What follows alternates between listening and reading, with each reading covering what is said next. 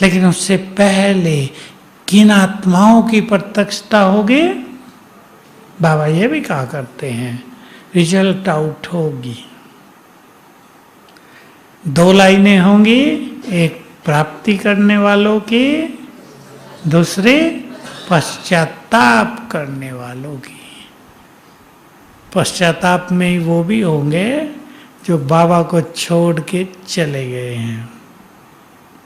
उन्हें लगेगा कि खजाने पर आए थे, खाली रह गए। किन आत्माओं की जय जयकार होगी? आत्माओं की जय जयकार मानो बाबा को एक तरफ ले जाएंगे ना सबको। किन की होगी? बोलो, गुइये बात है, बोलो। श्रेष्ठ योगी और परम पवित्र आत्माओं की सेवा उनके द्वारा होगी जिन्होंने सर्व खजाने अपने अंदर भरे होंगे।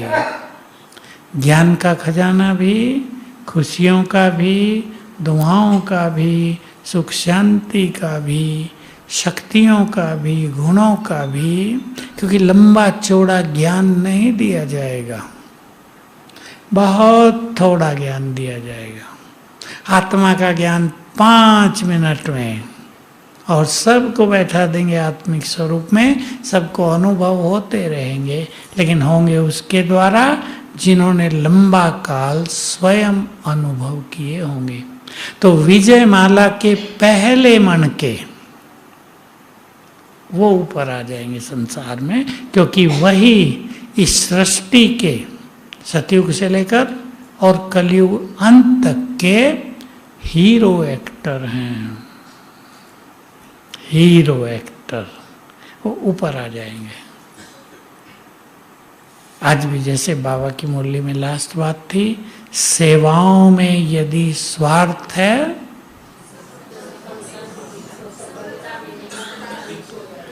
तो सफलता में भी मिक्स हो जाएगा, कभी होगी कभी नहीं होगी, क्योंकि हमने सेवाओं में स्वार्थ को मिक्स कर लिया, निष्काम भाव से सेवा नहीं की। तो जो रियल योगी बन जाएंगे, मैं पंच से मुक्त, संपूर्ण समर्पित। समर्पित होने का लक्ष्य नहीं कि यहाँ गए छोड़ छाड़ के सेवा में लग गए, वो समर्पण का पहला कदम है। मन बुद्धि समर्पण, सब कुछ तेरा, ममत्व समाप्त। ऐसी आत्माओं के द्वारा बड़ी सेवा होगी। और जो मेरा मेरा करते रहेंगे और साथ में तेरा भी करेंगे, ये तेरा ये मेरा, उनका हाल क्या होगा? वो चक्रव्यूह में फंस जाएंगे। तो जो मुख्य विजयी रतन हैं, योगयुक्त, परम पवित्र, धारणा स्वरूप, सेवाओं में किसी भी मैं और स्वार्थ से मुक्त, चारों सब्जेक्ट में परिपूर्ण। वो कोई बाबा नंबर नहीं लिख के देगा, वो स्वयं सबको पुरुषार्थ करके उस स्थिति को पाना है। चारों सब्जेक्ट में पूर्ण योग ऐसा कि ये अनुभूति होती रहेगी बाबा साथ है। बाबा कहा और बाबा दिखने लगा, बाबा कहा और बाबा आ गए। लंबे काल का अभ्यास। तो अंतर्मुखी होकर सभी को अपना अपना प्रोग्राम बनाना चाहिए। हमारा योग अच्छे से अच्छा कैसे हो सकता है, अपनी दिनचर्या में कहाँ कहाँ अच्छा योग किया जा सकता है।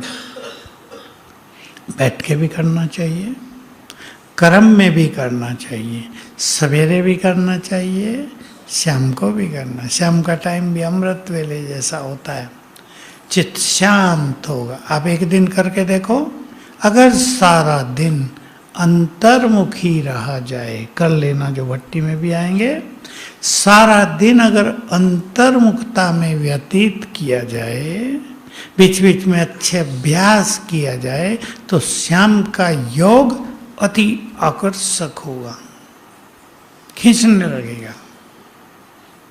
जब यज्ञ छोटा था तो इतनी भीड़ तो होती नहीं थी, बाबा का रूम भी खाली रहता था। 4 धाम की चर्चा नहीं की थी बाबा ने, ये तो बहुत पीछे की है, अभी कुछ साल पहले। शांति स्तंभ तो पूरा ही खाली रहता था और हाल में तो कोई बैठता ही नहीं था, झोंपड़ी में भी कोई खास बैठक नहीं होती थी, लेकिन चारों स्थान बहुत एकांत के होते थे।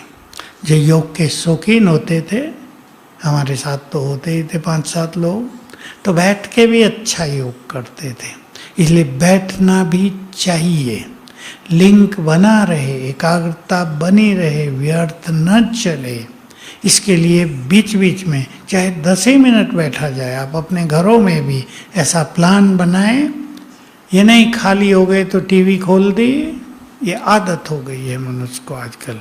खाली हो गए तो व्हाट्सएप यूट्यूब देखने लगे।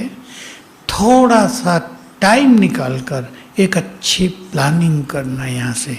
दूसरी इम्पोर्टेंट चीज है ज्ञान का बल, जो हमें अनेक तरह के व्यर्थ से बचाएगा।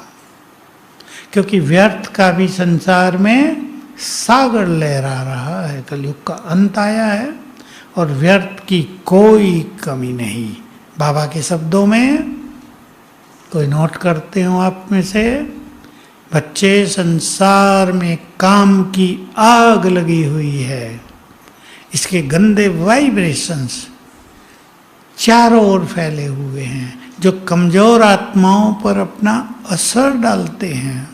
इसलिए अच्छे स्वमान की सीट पे सेट रहना, ज्ञान के बल को इमर्ज रखना, यानी ज्ञान की अच्छी पॉइंट्स को इमर्ज रखना बहुत जरूरी है। एक और बात इसमें जरूरी है, सभी अपने से बातें करेंगे और अपना चिंतन खुद करेंगे इस संगम युग पर, जबकि बाबा हमें सब कुछ देने आया है। पता है सभी को, सब कुछ देने आया है। बाबा के महावाक्य, मैं तुम्हें अपना सब कुछ देकर खाली होकर वतन में जाकर विश्राम करता हूँ। सबको चिंतन करना है, बाबा सब कुछ देने आया है, मुझे उससे क्या क्या लेना है। बस चल दिए ज्ञान में, ठीक है। कोई मुरली में भी आ जाते हैं सवेरे, कोई ऑनलाइन सुनते हैं, कोई धारणाएं भी अपना ली, ये बहुत हल्की आत्माओं के लक्षण हैं। भगवान सब कुछ देने आया है तो मुझे क्या क्या लेना है, हम नहीं लेंगे तो कौन लेगा। देखो सन्यासी महात्माएं बहुत आए, हमसे मिले कुछ लोग, पता चलता है इनके पास क्या है विचारों के। किसी ने कोई एक शास्त्र पढ़ लिया, उसकी बातें सुनाते रहते हैं।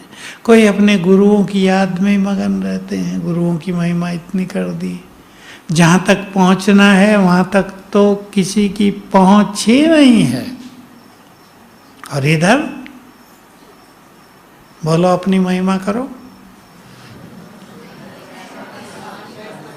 भगवान ही हमारा हो गया, हम उसके परिवार हो गए। सोच के तो देखो, माँ कौन है आप सबकी?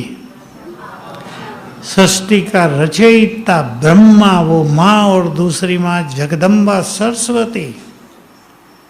और भी हैं लेकिन 2 तो बड़ी माँ है ना। और बाप कौन? स्वयं भगवान, उसके परिवार हो गए हम। तो भगवान का परिवार साधारण आत्माओं का होगा क्या? जो संसार की चुनी हुई आत्माएं हैं, नेक्स्ट टू गॉड, वो उसके परिवार में आए हैं। तो अपने स्वमान को भी पहचानना है। मुझे बाबा की एक बात बहुत याद रहती थी कि बच्चे, तुम कितने महान हो, कितने भाग्यवान हो, तुम अपने भाग्य को अभी नहीं पहचानते। चिंतन किया करें। जिसको सारी दुनिया ढूंढती है, हम उसके पास आ गए। जिससे सब मांगते हैं, हम उसके अधिकारी बन गए।